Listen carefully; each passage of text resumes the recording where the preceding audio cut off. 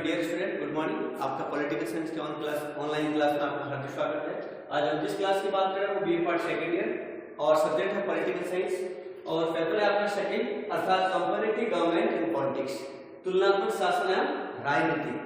और हम ये जो वैसे मैंने पहले सिलेबस के अकॉर्डिंग जो है फर्स्ट यूनिट, सेकेंड यूनिट और थर्ड यूनिट के अंतर्गत जो है यहाँ पे बहुत सारी बातें बता दी। और थर्ड यूनिट के अंदर जो है पहले हमने पढ़ा कि ब्रिटेन की संसद का गठन एवं कार्यप्रणाली, और अब जो है जिस व्यवस्था विकास या जिस सदन की बात कर रहे हैं या जिस देश की तुलना में हम बात कर रहे हैं वह है अमेरिकी, यानी अमेरिकी कांग्रेस का गठन एवं कार्यप्रणाली। ठीक है, तो देखिए जो है यूनिट थर्ड के अंतर्गत ये बहुत ही आपका इंपॉर्टेंट क्वेश्चन बन जाता है। कई बार ये आता रहता है कि भाई अमेरिकी कांग्रेस का गठन एवं कार्यप्रणाली के बारे में बताइए। तो पहले जो है एक वैसे मैंने पहले भी बहुत सारी बातें बताई कि भाई कांग्रेस व्यवस्थापिका, जैसे सरकार के तीन अंग होते हैं, सरकार के तीन अंग होते हैं, कार्यपालिका, फिर व्यवस्थापिका, फिर है न्यायपालिका। अब इसमें देखिए ये जो व्यवस्थापिका है, इस व्यवस्थापिका को हम विधानमंडल भी कह सकते हैं, इस विधानमंडल को हम संसद भी कह सकते हैं। और ये जो विधानमंडल है कई जगह दो तरह से काम करती है, कई जगह एक सदनीय के रूप में काम करती है तो कई जगह द्विसदनीय के रूप में काम करती है। ठीक है, अब देखिए यहाँ पर जो है हम 5 देशों के तुलनात्मक एवं शासन राजनीति का अध्ययन कर रहे हैं। तो यहाँ ये देखना है कि विधानमंडल जो है इंग्लैंड का कैसा है, यूएसए का कैसा है, फ्रांस का कैसा है, स्विस संविधान का कैसा है और चीन का जो संविधान किस विधानमंडल के रूप में काम करता है। तो यहाँ देखिए एक सदनीय विधानमंडल के रूप में सिर्फ हम एक देश के बारे में तुलना अध्ययन करेंगे, चाइना के बारे में, यानी वहां का जो सदन है व्यवस्थापिका के रूप में एक सदनीय है और वो सदन का नाम है एनपीसी, यानी राष्ट्रीय जनवादी कांग्रेस अर्थात नेशनल पीपुल्स कांग्रेस। ठीक है, बाकी जो 4 राष्ट्रों में जो है कैसा विधानमंडल है, द्विसदनीय विधानमंडल है। अर्थात इंग्लैंड को वैसे आपको पता होगा कि संसदीय पद्धति की जो जननी है वो कहाँ है, किस देश को कहते हैं हम, इंग्लैंड को कहा जाता है, अर्थात ब्रिटेन को भी कहा जाता है। इंग्लैंड ब्रिटेन एक ही बात है, जैसे वहां पर 7 प्रांत है। तो उसी प्रकार अमेरिका में भी जो द्विसदनीय विधानमंडल है, ठीक है, वहां पर भी 2 सदन, यहाँ पर भी 2 सदन है, यानी लॉर्ड्स और कॉमन सदन, यहाँ पर भी 2 सदन है अर्थात सीनेट और प्रतिनिधि सभा, यहाँ पर भी 2 सदन है, राष्ट्रीय परिषद और राष्ट्रीय सभा, और यहाँ पर भी 2 सदन है, यानी उसको सीनेट या प्रतिनिधि सभा के रूप में भी कह सकते हैं या राष्ट्रीय परिषद या राज्य परिषद के नाम से भी जाना जाता है, और यहाँ पर एक सदन है। ठीक है, तो देखिए हम जब अमेरिका की बात करते हैं तो अमेरिकी जो व्यवस्थापिका है अर्थात विधानमंडल है, और उसी विधानमंडल को या अमेरिकी व्यवस्थापिका या उनकी जो संसद है उस संसद को किस नाम से जाना जाता है, कांग्रेस। अर्थात विभिन्न देशों के अंतर्गत वहां की संसद को अलग अलग नाम से जानते हैं, यानी संसद अर्थात विधानमंडल अर्थात व्यवस्थापिका। ठीक है, देखिए तो अमेरिका में क्या सिस्टम है कि वहां पर जो है शक्ति का पृथक्करण सिद्धांत है, यानी सेपरेशन भी और पावर बैलेंस भी है, यानी शक्ति का पृथक्करण भी और शक्ति का संतुलन भी है। तो यहाँ पर जो है बहुत ही सभी का जो सरकार के जो अंग है उसको हम अलग अलग रूप में उसका अध्ययन करना बहुत ही जरूरी है। अर्थात जो है ये अलग रूप में काम करती है, ये अलग रूप में काम करती है, लेकिन तीनों शक्तियां पृथक्करण होने के बावजूद भी क्या है, पावर ऑफ बैलेंस है, यानी कोई भी शक्ति एक दूसरे पर हस्तक्षेप नहीं करती, या कोई भी शक्ति जो है इसका सदस्य इसमें नहीं होता, इसका सदस्य इसमें नहीं होता है। तो कहीं ना कहीं यहाँ जो है व्यवस्थापिका की भी भूमिका अपना आप बहुत ही महत्वपूर्ण है। अर्थात जिस प्रकार कार्यपालिका यहाँ पर क्या हेड ऑफ स्टेट और हेड ऑफ गवर्नमेंट, यानी राज्य का मुख्य और सरकार का मुख्य दोनों एक ही है, क्योंकि यहाँ पर जो पद्धति जो है वो अध्यक्षात्मक पद्धति है अर्थात संघात्मक शासन प्रणाली है यहाँ पर। ठीक है, तो वहां पर जो प्रेसिडेंट के रूप में बहुत बड़ी भूमिका होती है। उसी प्रकार जैसे कहते हैं कि USA secular in the world, यानी USA president secular in the world, दुनिया का सबसे जो शक्तिशाली पद है जो अमेरिकी राष्ट्रपति का है।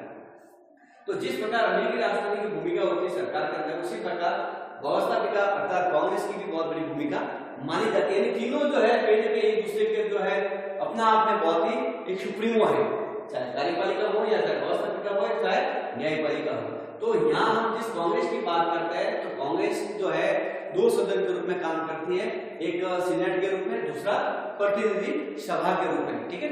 अर्थात कांग्रेस के टोटल सदस्य होते हैं 538 सदस्य। कितने होते हैं? 538 सदस्य। वैसे साधारणतः कांग्रेस की बात आई तो कांग्रेस जो है, जो शब्द है ये सीधा इसका संबंध किससे हुआ? लातीनी, यानी कांग्रेस लातीनी शब्द से निकला हुआ है, जिसका अर्थ होता है साधना। साथ का मतलब टुगेदर, यानी जब भी कोई राष्ट्र की बात आती है, क्योंकि यहाँ पर जो है संघात्मक है, संघात्मक शासन, और जब संघात्मक शासन की बात आती है तो यहाँ पर क्या है, जब हम राज्य या केंद्र की बात करते हैं या संघ की बात करते हैं तो यहाँ पर क्या है कि दोहरी नागरिकता, यहाँ पर क्या है? दोहरी नागरिकता।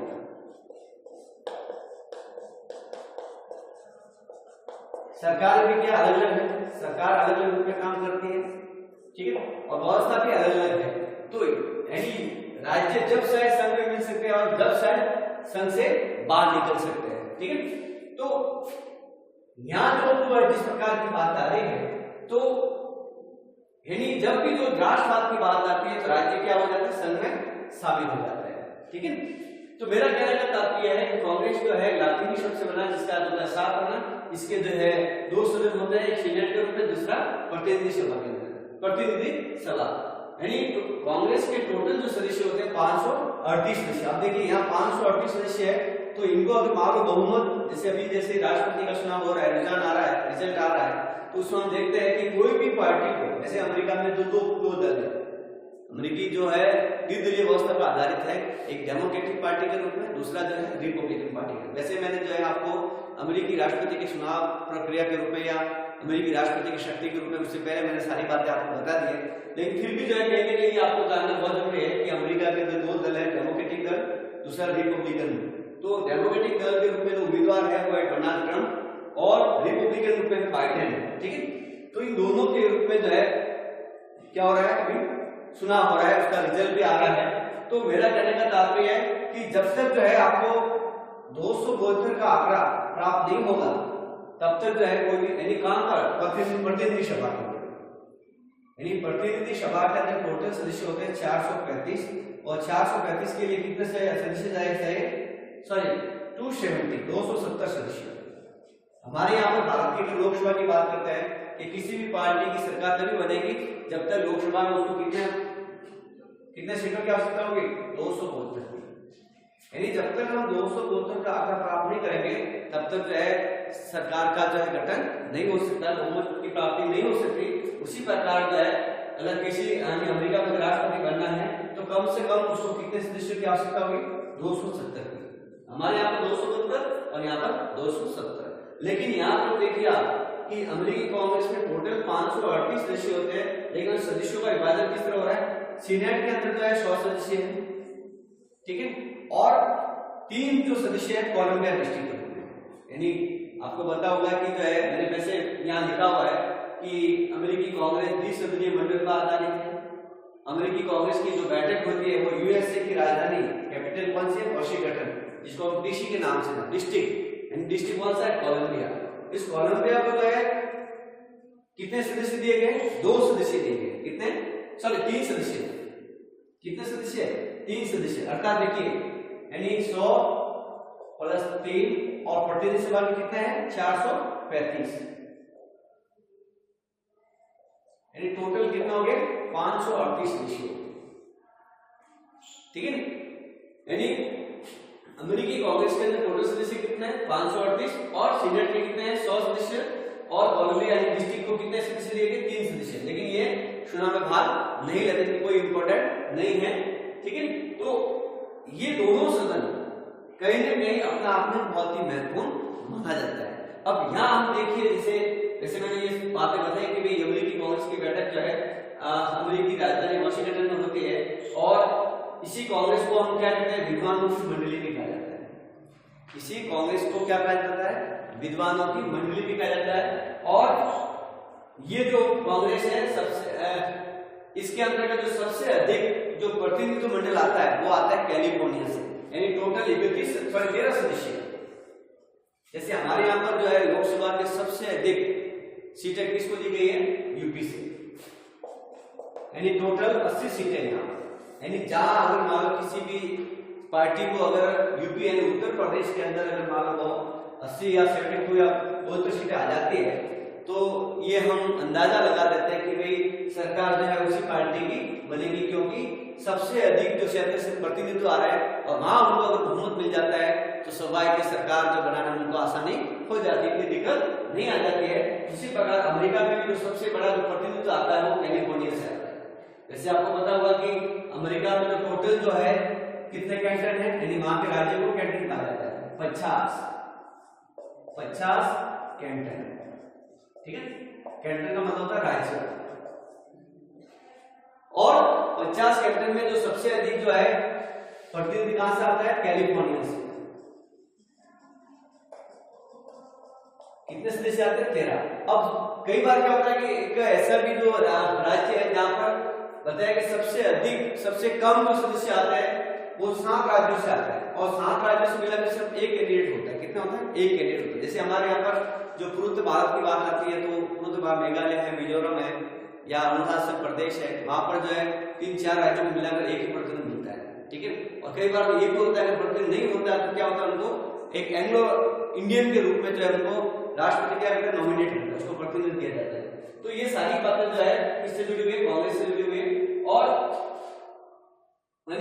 हाँ एक ही प्रतिनिधि मिलता है। दूसरी बात यह है कि यहाँ अमेरिकी जो मतलब हम सरकार की बात करते हैं तो वो सरकार कैसी संघीय सरकार अर्थात संघीय शासन के रूप में काम करती है। तो ये इस प्रकार जो है एक अमेरिकी कांग्रेस से सामान्य जो जानकारी थी और हम उसको जो है किस तरह जो है उसके बारे में जान सकते हैं। तो मैंने जो है मोटे तौर पर जो कुछ पॉइंट बताया है, उसके बाद जो है नेक्स्ट जो हम क्लास की बात करेंगे तो उसमें ये बताएंगे कि भाई अमेरिकी जो सदन है वो 2 सदन है, एक सीनेट के रूप में और दूसरा प्रतिनिधि सभा के रूप में। तो सीनेट का गठन किस प्रकार होता है, सीनेट को हम उनकी शक्तियां क्या है, सीनेट किस रूप में काम करता है, या प्रतिनिधि सभा का गठन किस प्रकार का होता है, उनका कार्यकाल किस प्रकार का है, तो उसके बाद नेक्स्ट वीडियो में हम जानकारी ले लेंगे। Thank you.